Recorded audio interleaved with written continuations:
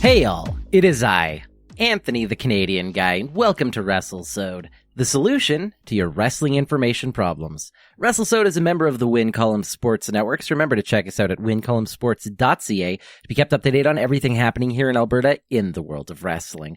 Today, we are talking about the return of Hart Legacy Wrestling, which took place on Thursday, February 20th at the Back Alley nightclub in Calgary. I will be joined today with my good friend Paul from the YYCWrestlingHub.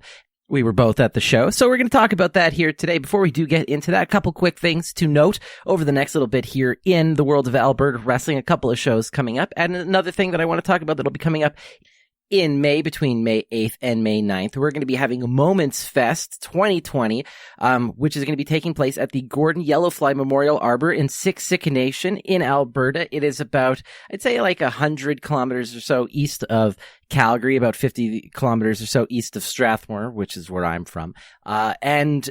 RCW has teamed with them. They will be putting on a card on May 8th. It's going to be really cool. I'm going to be there. So hope to see everybody there. It's going to be a really cool show. Lots of great music is going to be taking place over the course of that entire weekend. So I would really encourage you going down, to the Siksika Nation. They're basically like a brother community, to Strathmore, which is where I'm from. So it'll be really cool to get down there and get to meet with some of the locals from over there, because I don't get down to Siksika enough. I got to be honest about that, and I can't wait to go. As well, we have a couple of cool wrestling shows that are going to be taking place over the course of the next week. On February 28th, we have RCW Boiling Point, which will be taking place in Boyle, Alberta, between 7 and 11 p.m. And PPW will be taking place live in Fort Macleod, and those will be happening Friday night on February 28th. And then the final day of the month, February 29th, we have the PPW Power Rumble, which will be taking place in Lethbridge, and RCW Fusion, which will be taking place in Onaway, Alberta. So if you're in any of these locations, I encourage you to go down. I'm going to try to make it down to Lethbridge for the Power Rumble on Saturday. I haven't had a chance to cover PPW before. It'll be my first PPW show for Pure Power Wrestling, and I really hope I can make it down to Lethbridge for that show. But if I can't, I hope all of you will be there in Lethbridge. Anyways, let's talk Hart Legacy Wrestling today. I am joined by my friend Paul, and we will be hearing our experience down there at Hart Legacy Wrestling's return show here in 2020 right after this. From Lanny McDonald to Daryl Sutter, Mark Messier to Cale McCarr. Before you're a star, you've got to make it in the AJHL. On Saturday mornings, TSN 1260 takes an in-depth look inside the Alberta Junior Hockey League. Join Tyler Yaremchuk from 9 to 10 a.m. for previews, reviews, and interviews from around the AJ. Inside the AJHL, Saturdays from 9 to 10 a.m. Only on Edmonton's sports leader, TSN 1260. Hey everyone, Anthony back. I am joined by Paul from the YYC Wrestling Hub. Paul, how are you doing today, buddy? I'm doing fantastic. Thanks for having me back. Oh, dude, anytime. So we went and we had another weekend full of wrestling. We're doing 2 podcasts here, but we are starting today with Hart Legacy Wrestling, the return show that they had on Thursday night at the Back Alley. It was Thursday, February 20th. So yeah, we'll just kind of get straight into that and talk about our experience at the show and what we thought of it. And, yeah, we'll go from there. So I guess we'll start off with, so the show was only a 4-match card. So I'm going to just start off with that and just say that just felt really short, unfortunately, for a show. I think you said from bell to bell, the total time of in-ring action for the course of the entire night was, I don't remember. You said you had the number though, right? In terms of in-ring action, it was about an hour, probably. Mm-hmm. Maybe a little bit less. Yeah. Which for 4 matches, that's pretty stretched out. It's pretty stretched out. I won't say this about the actual matches or anything like that. The matches themselves were good. I actually thought the talent was really good. I liked everybody who wrestled tonight. I thought they all had their own kind of personalities and they all had their own spots and they all shone. And I definitely got to see some stars that I had not got to see. I lucky enough to get to see Short Sleeve Samson wrestle for the first time. This also was my first Kyle Sebastian match. So like there was a whole bunch of first times for me, and I got to really and I got to enjoy that a lot. And those are 2 fantastic talents. Oh yeah. It was probably the second or third time I've seen Short Sleeve Samson wrestle, and every time he gets the crowd into it. He's a great promo. His in-ring ability is really good, considering his physical disabilities. Yeah. So this was there was a match that had what we will just say, because it comes from the promotion Midget Wrestling Warriors. We had two little people, and they were damn good wrestlers. And I thought they put, especially Short Sleeve Samson, that guy's trash talk, absolutely phenomenal. I absolutely love Short Sleeve Samson. Like, I come out of this going like, gotta watch me some more Short Sleeve Samson matches. Oh, he's the best. Yeah, absolutely. So let's just get started into it. So the show started at about 8:10 approximately. And we had our first match of the night, which was Cougar Meat Kyle Sebastian, which I didn't realize his nickname was Cougar Meat because I don't get to see Kyle Sebastian wrestle enough. That's an awesome nickname. Well, and even how he came to the ring, he was defending the Cougar, our Beautiful. ring announcer, Michelle Billington. Yes, he was. Yes, that's right. Michelle Billington was the announcer for of the night. And so, yeah, we had Cougar Meet Kyle Sebastian come out, but we had Scott Lee Crew come out first. Scott Lee Crew cuts a great promo against Michelle. And the return of the Milk Bones. Yes, that's right. The Milk Bones, too. Oh, sometimes there's just some great stuff. Yeah, the Milk Bones came out just handing it out to everybody in the crowd. Throwing them out there. That was a lot of fun. I really like Scott Lee Crew. Obviously, Scott Lee Crew won 4th of top talent over there in RCW. And I can never stop touting the greatness of top talent. It was really fun to see him wrestle, though. Oh, yeah. We haven't seen him wrestle at RCW in the last little bit. At least since I've started going back to RCW, I haven't had a chance to see him wrestle. But I'm glad to see the Dan Aykroyd shirt made its return on that night, because I absolutely love that Dan Aykroyd shirt that Scott Lee Crew wears. But, yeah, he doesn't get to wrestle enough for RCW. And damn, he's a great wrestler, isn't he? Yeah, he's really underrated. I'd love to see him get a little bit more into the matches in RCW, just to maybe take a couple pins so Strife doesn't have to take them all. But he's great. He's a great character. He gets the crowd into it. He makes the crowd despise him, which I think is quite an accomplishment in wrestling in 2020 in general. Yeah, that's a great way of putting it, because everybody is like, they more appreciate the talent behind it, so they don't really care if you're a face or a heel. They'll cheer for who they like. But like really, really good heels, they break past that and they're like, I'm still good and I'm still going to make you boo. Exactly. Like a Michael Allen. Scott Lee does Clark. that. Yeah, exactly. And Scott Lee, I think, is one of the best managers. Like, just because I get to see him do it so often in RCW, like, he is on point when it comes to outside the ring talent as well. Like, if you need a good manager, somebody to be on your side, somebody to get the crowd going, somebody to trip up your opponent, somebody to come in and get some good hits and distract the ref, Scott Lee Crew's like literally the best at that. Oh, he's fantastic. So good. But Kyle Sebastian, yeah, I haven't seen this guy wrestle as much. And damn, these guys they're both so damn good, man. They're really good. I'm going to call this Kyle match, Sebastian actually, is really polished. Yes, he is. Having been the second or third time that I've seen him, I wasn't sure quite what to expect, because I think the other time I had seen him, he was in a tag team. But he stood out here. Yeah, he really did stand out. I think so I'll say this, this was my match of the night in terms of like just pure quality wrestling. This match was just a really damn good match. Like, I was just entertained from bell to bell. Well, and Shannon Ritch was the guest referee. Yes, so Shannon Ritch was the guest referee for the first two matches.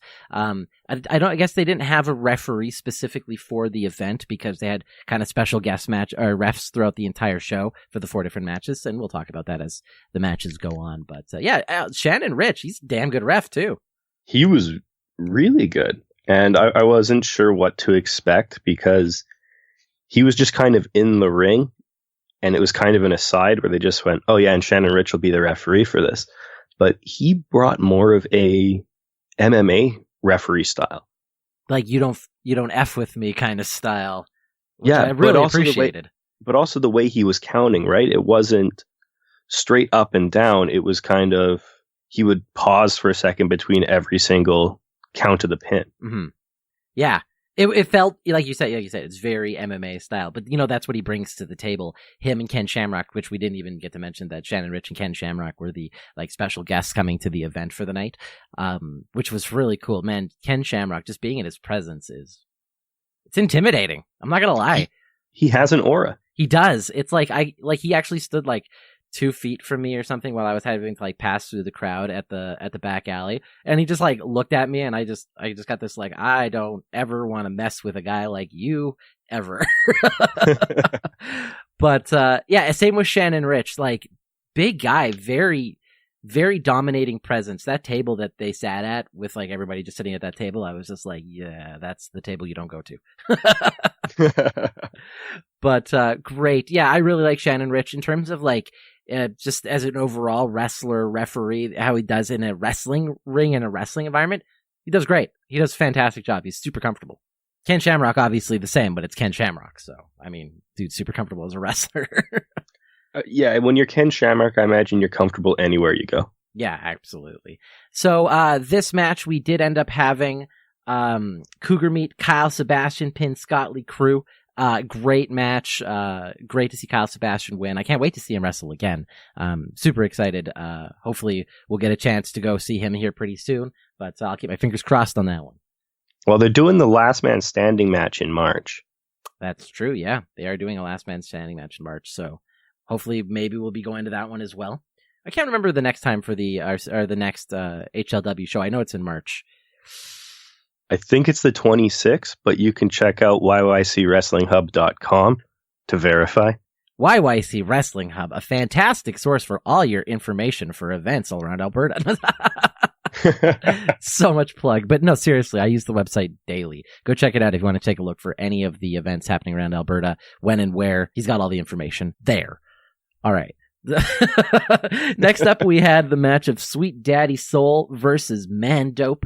Referee was Shannon Ritch once again. So I know you said that Sweet Daddy Soul has wrestled for RCW for a while. This was actually my first Sweet Daddy Soul match as well. And definitely my first Man Dope match. I think you're saying that he's a relatively new guy to the industry, correct? Yeah, Man Dope was one of the last graduates from Storm Wrestling. Mm-hmm. So maybe 6 months in the business. You know what's crazy?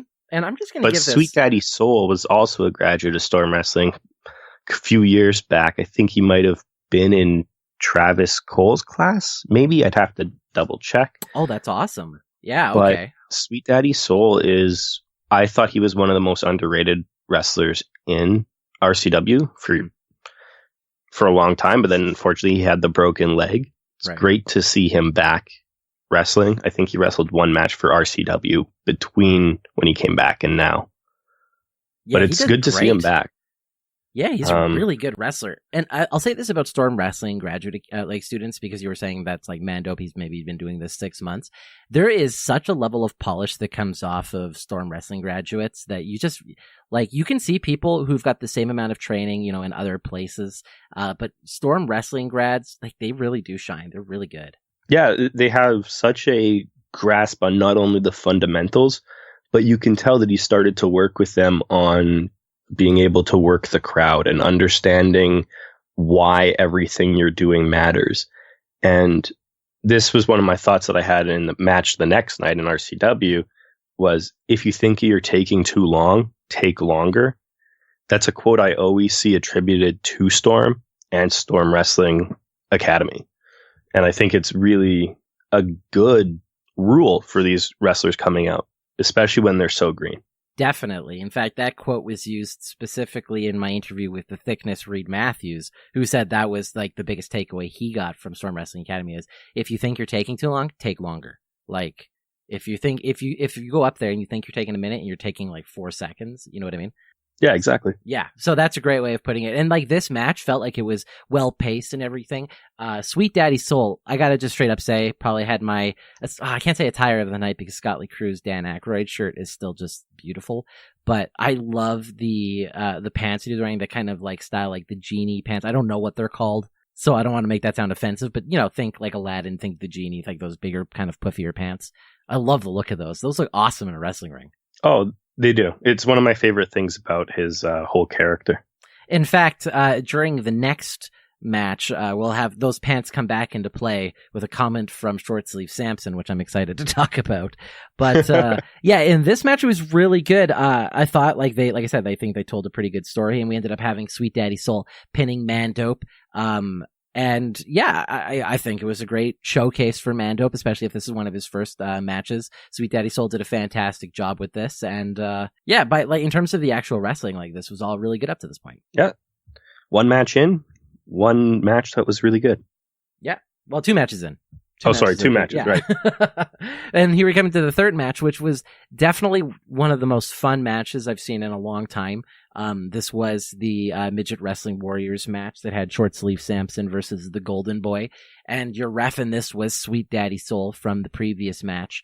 Okay, so Short Sleeve Samson works a crowd. He's clearly been doing, I don't know when he started wrestling, but he's clearly got over a decade plus in the business. Like, you've just got that confidence, you know what I mean? Like, there's just something you can't learn. You just have to earn it over the years. And Short Sleeve Samson has that in drones. He knows how to work a crowd. Nothing gets too much for him. He plays like the whole, like, okay, so they called Sweet Daddy Soul back in to be the referee. And Short Sleeve Samson was like, what's going on here? And then he like looks at Sweet Daddy Soul and he calls him like Aladdin pants and stuff like that. It worked really well. He's just really quick witted. And the Golden Boy, while this is all going on, the best way I could compare the Golden Boy is like he came out and kind of like as the Miz. And he just sat on like the top rope the entire time, just laid out, just waiting for the match to start, because it took a couple of minutes for this match to start. Yeah, with the with Sweet Daddy Soul and Short Sleeve Samson trading, no, let me check you for foreign objects. Yes, for like a couple of minutes, but then also at the very beginning, they thought Shannon Ritch was going to be the ref, but then she wasn't there, so they grabbed Short Sleeve Samson. That's what I meant by like, they obviously didn't have a ref, so they were just like grabbing people to do referee position, but it was funny and it worked out. And I think Sweet Daddy Soul, he's clearly got referee experience, because like he was a really good ref.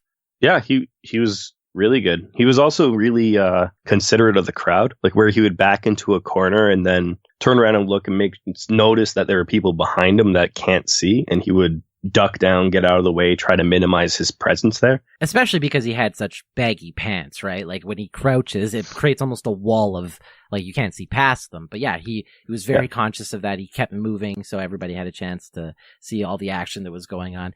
And man, the action was phenomenal. My God, it was a lot of fun. They're both really talented wrestlers. And you really get into the match. Like you really do. You forget quite shortly. It's weird. Like, cause you realize obviously that it's two little people wrestling, but they're also just phenomenal wrestlers. So you definitely find yourself forgetting that. And then when certain things happen, you're like, oh, right. That's right. Because now this is definitely misproportioned to what you would regularly see, but it's still so entertaining. I got to go back and watch these guys more, especially Short Sleeve Samson. Yeah, well, I think Andre uploaded them to his YouTube channel, so you can always pop over there and check it out. Yes, to wrestlingwithwrestling.com. Or that's his YouTube channel as well. Go check out this stuff, because like these matches were a lot of fun, especially this match. This was the longest match of the night, definitely. And when you factor in the who's going to referee it, and then the antics between Short Sleeve Samson and Sweet Daddy Soul, and when you factor in all that stuff, it was definitely the longest match of the night. Yes, but it was so much fun, though. At the very end, we had Short Sleeve Samson going over, pinning the Golden Boy, but it's like I can't even just talk about this match and do it any justice, because it was just a lot of fun. So the chants, the crowd was really into it. Everybody was behind Short Sleeve Samson. Dude's such a phenomenal wrestler, hitting like top rope moves, hitting moves like strength moves and everything. There was that part where the Golden Boy caught. So Short Sleeve Samson goes to the top rope and like does a diving crossbody into the ring, and the Golden Boy catches him. And I remember all three of us, because you, me, and Mitch were there, and we're all like, holy shit, like that guy's strong as hell. Like I could not expect him to do that. Yeah, I did not expect a catch in that match. No, not at all. These guys did a phenomenal job, and really, I think they were just incredibly legitimate wrestlers, so you would definitely had a great time watching this match. But we did have Short Sleeve Samson going over, a crowd favorite, clearly. Like I said, I'm going to watch this guy again. I know that I'm told that they're going to be having tour dates around March, I believe, here across Alberta. So I'm going to actually look up for a match. I think they're in Calgary on St. Patrick's Day. Really? Okay, well, I think. That's pretty soon. That's something I'd heard, but I haven't been able to confirm yet. So yeah, well, if that's the case, I think I might have some plans on St. Patrick's Day, because I think that could be a lot of fun. So after that, we had our intermission for the night. It was a bit long. It was about a 42-minute intermission, I want to say. 42 minutes. Yeah, it was a long intermission, but it gave everyone a chance to spend their money, get some drinks. Yep, definitely. And we had, for the last match of the night, we had Shannon the Cannon Ritch versus Gorilla Blanco for the main event of the night, and they had Ken Shamrock in the corner. So obviously of Shannon Ritch, and so this was it was a bit short. I'm not gonna lie. It's not that I think it was at the fault of any of the wrestlers, but as a main event, it felt like a squash match. It was a squash match, and it was also the last match of the night, and that was kind of sad. I was kind of hoping it would go a little bit longer, get a little bit more drama involved in it. Yeah, given the participants, I was kind of hoping it would be a little bit of a blood sport vibe, right? Where you get a little bit of MMA influenced wrestling in there. Mm-hmm. And they had some of it. Yeah. Like some of the chokes that Shannon Ritch had were pretty solid MMA influenced, but then Gorilla Blanco went over to the ropes and Ken Shamrock was there and knocked him out with one punch. Yeah. And then it went down and the match was over. I think if this match had gone, let's say 15 minutes, I think it would have been a good match. Like everything I was having up to that point, I was enjoying the match. But it went so quick, especially after having that intermission just before it. I was like, that's. But it wasn't bad. Like I said, it wasn't at the fault of any of the competitors. I think they just ended it a bit too early, in my opinion. Yeah, it seemed really abrupt. Yeah. So, otherwise, the four matches of the night, they were pretty good. I thought they were really decent. Like I said, I thought the Scott Lee Crew Kyle Sebastian match was my match of the night. I definitely enjoyed watching Short Sleeve Samson and Golden Boy. I thought they did a great job. It was great seeing Sweet Daddy Soul and Mandope. Like, that's my introduction to them. Obviously, seeing Ken Shamrock and Shannon Ritch and Gorilla Blanco, it was good. I just wish it was longer. That's all I was hoping. Yeah, they advertised a bunch of people that weren't there for maybe a variety of reasons. Yes, I think we should be talking about that now here that at the very end, because there was a couple of things about this show, I guess, that we went in assuming and then found out, obviously, the day of the show, things had changed. So I guess the first one, obviously, Teddy Hart and Maria Manic. Teddy Hart getting arrested earlier in the week or I should say detained earlier in the week in the U.S. For possession of narcotics. Obviously threw a bit of a hindrance into this show. Things happen. Obviously, we can't fault Hart Legacy for that or anything like that. And then also it seems like Maria's injury in Ring of Honor was a legitimate injury that also took her out of the show. And once again, you can't fault Hart Legacy for any of that. But there was other names that were advertised for the card that I didn't see there. And for whatever reason, this or that, like Frank Mir, who, for instance, was advertised for the card, who wasn't there. And I didn't hear any mention of why or anything like that on any of the social medias. And then there was another one, the luchador that you were talking to me about. Hijo del Angel? Yes. Wasn't there. And I don't know the reason for that either. We'll just be honest, it was a $30 show. And it was a 4-match card, and I think honestly that was very overpriced for what we got. And it's not a big knock or anything like that. Hopefully by their next show, because there was growing pains obviously and problems with talents showing up or getting injured.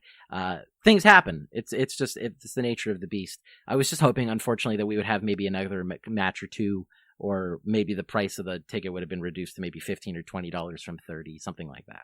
Yeah, I was wishing just for a little bit more transparency on if Frank Mir wasn't going to be in there, I would have preferred to have known that before the show had started. Mm-hmm. But it was unfortunate that they had so many cancellations, because like they were advertising Katana as the ref too, and he wasn't there. Yeah, Stacey Alexander wasn't able to make it, or he wasn't on the show. Yeah, these things happen. It's just part of it. Like you said, like you had their show last year and you thought it was a phenomenal show. I wasn't at that show, obviously, last year. But like you said, it was definitely one of your shows of the year last year that Hart Legacy put on. Yeah, the January show where they had guys like Jungle Boy and Brian Pillman Jr., it was a fantastic show. And unfortunately, they had some cancellations at shows last year, and it seems like that trend's continued. Yeah, so that's unfortunate. Hopefully we'll see that change. moving into next month or something like that, or maybe just a little bit more transparency as to like who's actually going to be there ahead of the show, just because like I think a lot of people were expecting people like Frank Mir to be there. Like I was expecting it, but I didn't realize he wasn't going to be there just based on the latest promotional stuff I had seen. He was on those posters. Yeah, and a lot of the people in the crowd were also kind of choked that Ken Shamrock didn't work a match. Right. Yeah. I think that happened as well, because they didn't say it was specifically, but they also didn't specifically say it was going to be in a wrestling role. But I think because of the way it was advertised along with everybody else, we kind of expected to see Ken Shamrock wrestle. But coming in, just even having his little promo there, that face-to-face interaction with Gorilla Blanco and throwing the punch, I mean, it was still cool to see. But I guess once again, I thought we were seeing him wrestle going into the show. Mm-hmm. Yeah. So just a couple of things there we just had to take note and make note of that. Hopefully we'll see change for the next show, because otherwise, hey, we want to see Hart Legacy Wrestling succeed. We thought the matches themselves were phenomenal. We were just hoping to see a couple more of them, kind of thing.